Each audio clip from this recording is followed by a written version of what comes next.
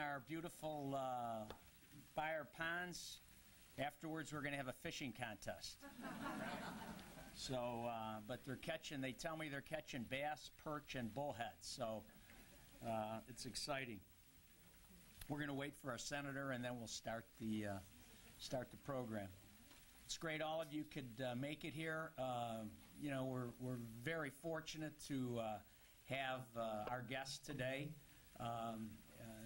I'm very passionate about Alzheimer's and dementia. I think most of you know that Memory Garden was built because of my father, and I'm writing that.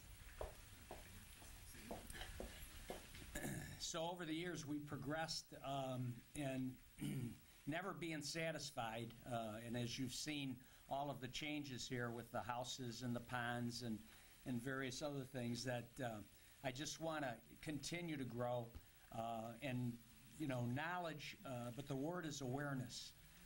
Understanding what it is that we're dealing with. And we have three individuals, Todd Gold and Russell Bauer from the University of Florida, and David Morgan from the University of South Florida.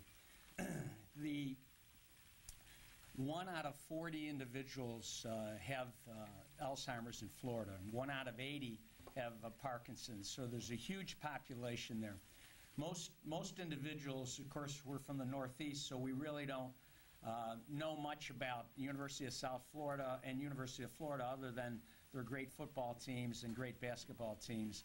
But believe me, you know, I've been subjected to what they have, and the Bird Center and the Shantz and the Brain Center over at Florida are just incredible. You know, Todd took me into his laboratory that is, I can't define it, how big and how great it is and what they're doing. And I think awareness of what dementia is and what they're doing is very important. When I first had these thoughts, I went to a conference, and it was in Florida, Southwest Florida, and David had his team from the Bird Center, and they were talking about various things in this scanner that he'll talk about. And it just got my interest so much. Had some discussions, and then I was approached by the University of Florida and was asked to come up and met with clinical as well as the scientific people, individuals like Todd, and learning what they're doing, and then getting into the clinical. I'm saying to myself, you know, we are very different at Memory Garden. We have that triangle of care where, and most people don't know this, but we specialize. We have home care, but only for memory care. And so our home care, our aides are trained to, and they mimic what we do at Memory Garden. So it's very different, and you need different aides to do home care for memory care individuals. And then we have our spa, or what we call a wellness center, which I don't use daycare much, but we have that, and so a caregiver can drop the loved one off. We get a haircut, a pedicure, manicure, or just be in activities, and we're going to expand it into more of a wellness center. And then, of course, we have our facility here, which we have at Memory Garden, and we're also going to, the facility is very unique at Memory Garden. Most of you have toured it, you understand it, so the cost of building it were very, very exceptional. As my father, who went into a, you can't hear it? Okay, now you can. All right, when my dad went into a skill facility, and everyone believes that a skill facility is where anyone with memory impairment should be, is very wrong. And because of that experience, when I built Memory Garden, the problem is the costs and what it costs to maintain a facility like that. But we have 10 assisted living beds there for individuals who have spent down, and we keep them because the one thing is I don't want anyone to go to skilled. Unfortunately, I can't control that. But at Tanglewood Manor, we're attempting to open 19 beds in a special area where it's going to be for Medicaid recipients so everybody can, because the problem we have is when people start wandering, it's difficult for us to send that individual to skilled. And I can't tell you the pain because it brings back memories. So anyways, we're going to do that, and hopefully we'll have that up and running within the next couple of months. But 5 million Americans have Alzheimer's disease. 1 million Americans have Parkinson's disease. 800,000 people suffer a stroke annually. Over $5 billion the yearly cost of these diseases. These individuals that are here tonight, and David's going to be our first. David is the CEO, Scientific Director of the University of Southern Florida Health Bird Alzheimer's Institute, which is a magnificent facility, a distinguished professor of molecular pharmacology and psychology, and the Director of Neuroscience Research for the Mosani College of Medicine. And that's a lot to say, but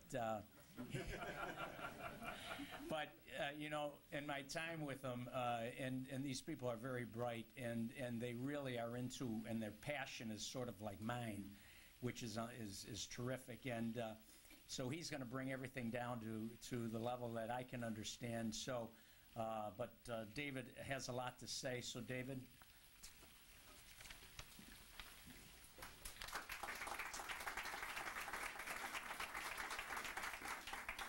Well, I really want to thank you, Nick, for inviting me up here to see what you guys have managed to accomplish here. This is truly phenomenal, and I'm very impressed. And I'm impressed not just by...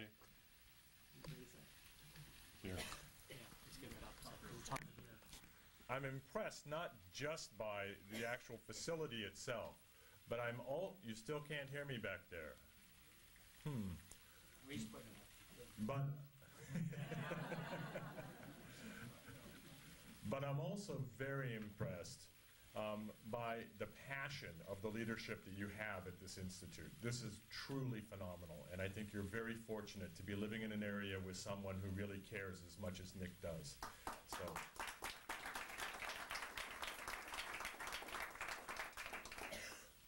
So you've heard a little bit of the numbers, and I talk to the general public a lot about Alzheimer's disease. And one of the things that always amazes me is how at the end of my presentations, people come up to me and go, I didn't know. I didn't understand how sizable this problem is. And it's always frustrating to me that we are very, very close to being able to make very positive steps in the treatment of this disease. But in part, because of the fact that people don't understand the magnitude of this problem, we're not getting the support we really need.